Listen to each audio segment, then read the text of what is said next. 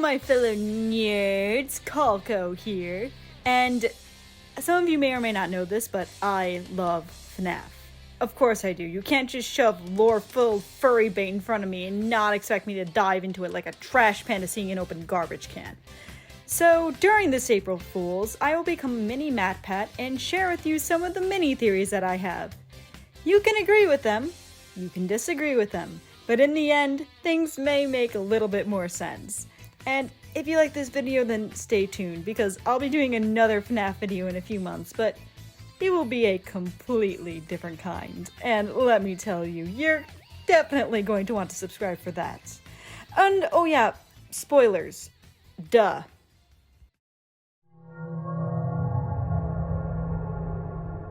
Candy Cadet stories are about 5 things being combined into one. In the books, it is revealed that the sister location animatronics are made of melted down animatronics from the original 5 and have soul-fused Remnant in their metal.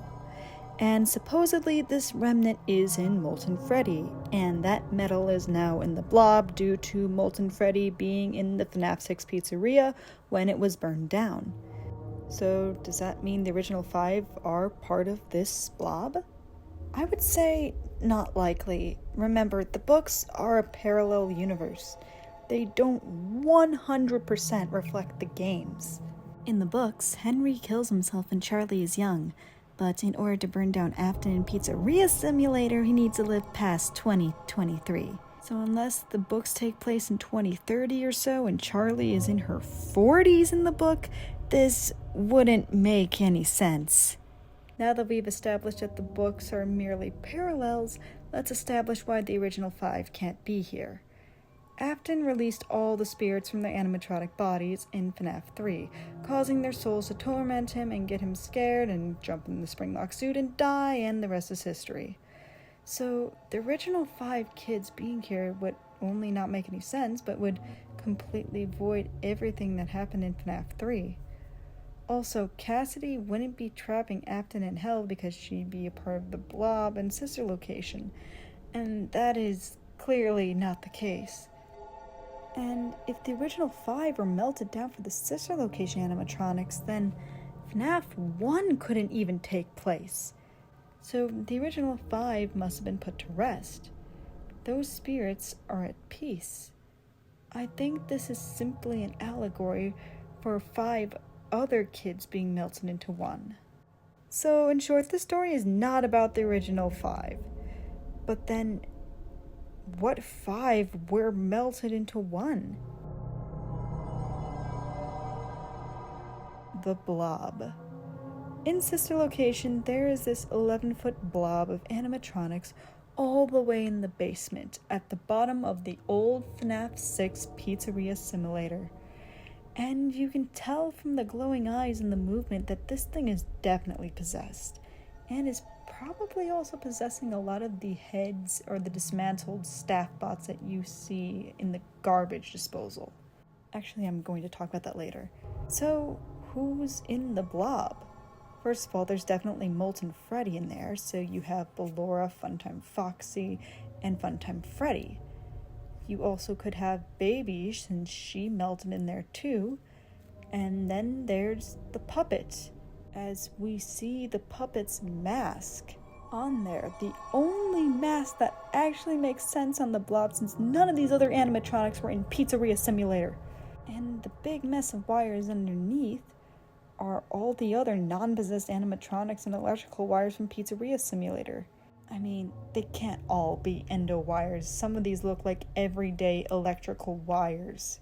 How else do you think it got to be 11 feet tall? There simply was not that many animatronics in the space. So we have all the sister location escapees and Charlie all stuck in that blob in this angry, confused pile of Remnant. 5 things all combined into 1. 5 souls, 1 mass. While most were focusing on all the glitches in Rule 34 that came out in Security Breach, I was confused as all hell about why these things existed. After defeating Chica and shoving her in the trash compactor, she grabs your leg and takes you down with her. And there we can see a lot of sticky notes and a lot of these things. Look at their faces, their design. They look just like the puppet, or rather, Nightmarion. The tear streaks, the striped arms, the 3 fingers, the mouth. Now, in FNAF 4, Nightmarion was not canon, but he did appear in Ultimate Custom Night. And who's the main character in that game? Afton himself. And we know that Afton is influencing Vanessa through Vanny. So the only way that these characters could have these designs is if Afton himself designed them after his nightmares. And the designs aren't unintentional. All of these are designed exactly the same way. And they are there for a reason. The drawn-on stuff are eccentric markers that Vanny made to indicate something important. And I have 2 theories about them. The first is that they are affected by the glitch trap virus. They are like this because the virus influenced them, and the markers show that they are affected by the programming. Perhaps these were testing subjects of the early hacking attempts, and the early hacking efforts made them incredibly violent. But instead of decommissioning them, they were just thrown into the trash and meant to be forgotten about. That's why you see so many spare torso cases in the garbage. These were the original robots that they said were acting erratic and creepy. The staff didn't know what to do with them, so they just threw them in the dumpster. After all, these things are quite replaceable. The other thing that sets these staff bots apart from the others is the remnant that they possess. These robots have light in their eyes, despite them being decapitated, ripped apart, broken down. When other staff bots are decapitated, they don't have lights in their eyes. And as we know from many previous games, the robots that contain Remnant always have light in their eyes. And there are 2 theories of where this Remnant comes from. The first is that after the glitch testing, Vanny moved on to a second experiment. In Security Breach, there's this underlying story of kids going missing. And we know what happened to them last time. They were used for Remnant experiments. So what's happening to the kids this time? Perhaps these markings are used because these bots are Remnant experiments, and the puppet's design shows which ones have Remnant in them. Staff bots are definitely easy test subjects. There seems to be hundreds of them. And if an experiment doesn't go the way she wants it to, Vanny could just toss these kids into the garbage, just like Afton did in Sister Location with all the Biddy Babs and Mini Renas. Why else would all these children be captured and killed? For fun?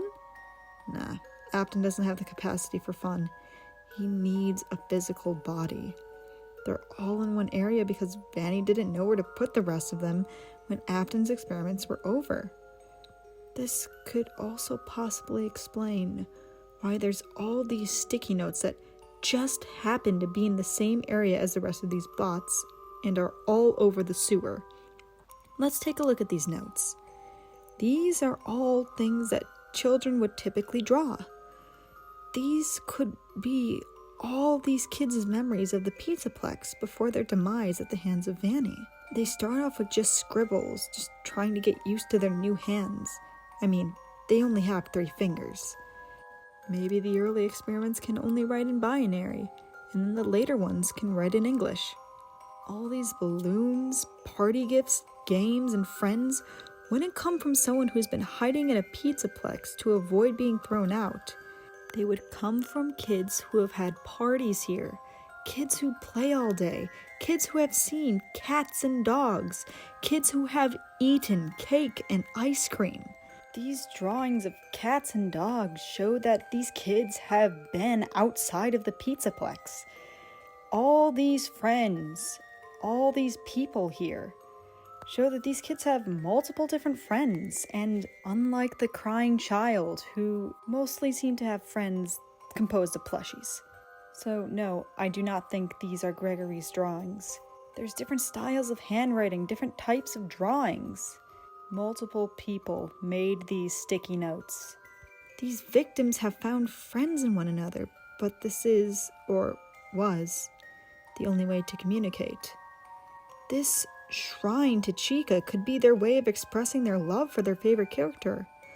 Or perhaps it is a way to hope that their favorite bird will come down here and save them. Perhaps those missing therapists are down here too. But why do we only see the intact ones in pits? Why don't we see them in this room attacking us? It's because they're scared to be in this room. You see on the notes, both in binary and in English, hide. Stay away. This is our home. Those decapitated heads are all examples of stepping out of line. That is punishment for trying to leave the pit and going to the surface. That's why they only reside in the pits. They're scared, they're joined the endless stillness, just staring at nothing forever. I'm not exactly sure about the robots, but I do know that these sticky notes are definitely from the missing children. The other theory is that they were given life in Remnant through the Blob. Some of these bots are definitely part of the Blob. All the ones stuck in the wall or pits of garbage are definitely part of the Blob. As you can see here, there's a very familiar tentacle attached to this one. Very familiar wires. Wires that look exactly like the Blob's. So it's possible the Blob could be controlling some of the older ones like a hand puppet. Or, and this is more likely, parts of the Blob were used in making these staff bots. Or at least the early ones. We all know that Fazbear Entertainment loves to reuse parts and cut corners. What if the parts for these security bots came from that Blob? Therefore, there's a piece of this angry mess of Remnant inside of every security bot body, trapped in a murderous rage. This may also explain the sticky notes. All the sticky notes that were written in different handwriting and different hand styles. It may also explain the binary, as we see some robots that are possessed, like Funtime Foxy and Mangle, are unable to speak on their own. Grown-ups' only message could be a message to stray kids who have possibly wandered down the stairs. And all these sticky note memories are memories from past pizzerias. But either way, these robots have angry souls trapped within them, thrown to the garbage to rot. That's why they're so angry. That's why they're out for revenge. Some of them could even be corrupted by the virus as well. Who knows what was done to them? And so, they are marked to look like Apton's first victim, mocking the one who gave gifts and gave life to this whole project. And that's all I have for today. If you want to see more videos like this, please let me know. If you like FNAF, definitely stick around because I'll be doing a little bit more FNAF content, but of a very different kind. But until then, happy April Fool's Day and keep on studying.